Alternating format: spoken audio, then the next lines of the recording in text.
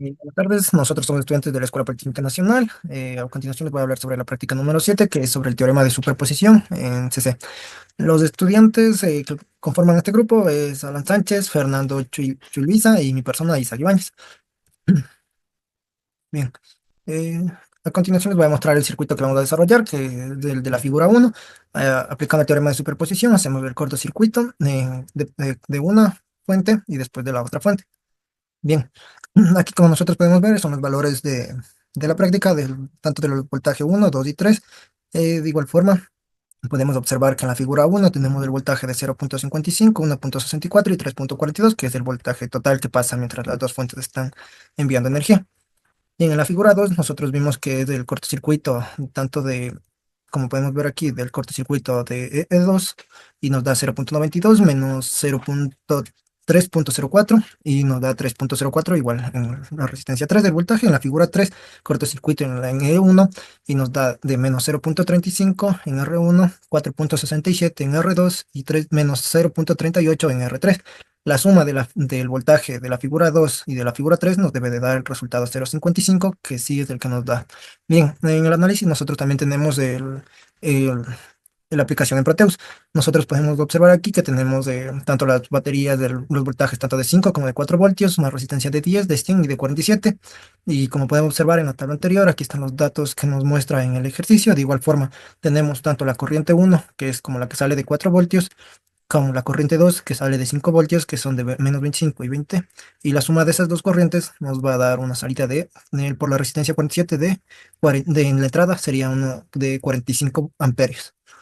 Bien, aquí también observamos en el circuito, en la figura 2 que están los voltajes que tenemos adecuadamente, y como observamos, tenemos la corriente de 20 amperios, que es en el circuito que encontramos a continuación.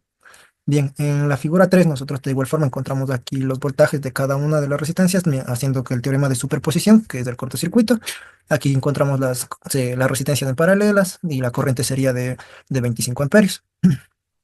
Bien, como observamos de aquí tenemos los valores que están tanto en el voltaje 1, voltaje 2 y voltaje 3, de hecho es por la simulación de Proteus, y son los mismos valores que se obtuvieron en la práctica y nos dan los mismos resultados de la figura 1. De igual forma en la corriente tenemos los valores de la figura inicial, nos da de 20 amperios, de 25 amperios y la corriente 3 de 45 amperios.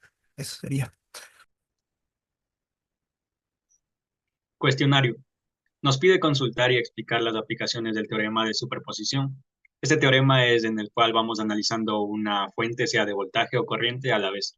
Si es una fuente de voltaje, si vamos a analizar la fuente de voltaje, lo que hacemos es apagar las fuentes de corriente, reemplazando por un circuito abierto. Si analizamos la fuente de corriente, lo que hacemos es apagar las fuentes de voltaje, dejándolas en cortocircuito.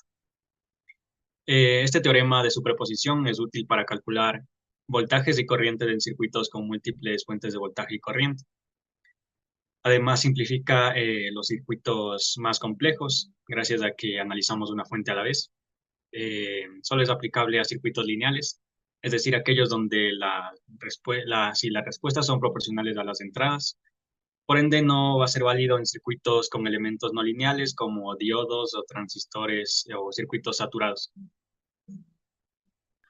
Bueno, como siguiente tenemos las conclusiones y recomendaciones. Bueno, como conclusiones que tenemos que tener una validez en sistemas lineales. Esto solo aplica cuando las relaciones entre variables son proporcionales. Tenemos también la simplificación de análisis, permite resolver problemas complejos dividiéndolos con efectos individuales. Importancia de las condiciones de frontera. Las soluciones parciales deben respetar las condiciones del sistema original. Y la versatilidad. Es útil en mecánica, electricidad y estructuras y fluidos. Recomendaciones, bueno, tenemos que verificar la linealidad, asegurarnos de que el sistema sea lineal antes de aplicarlo, descomponer correctamente, analizar cada causa de forma aislada, respetar condiciones del sistema, usa las mismas condiciones de frontera del problema original y validar resultados, confirma que el resultado total cumpla con las ecuaciones originales.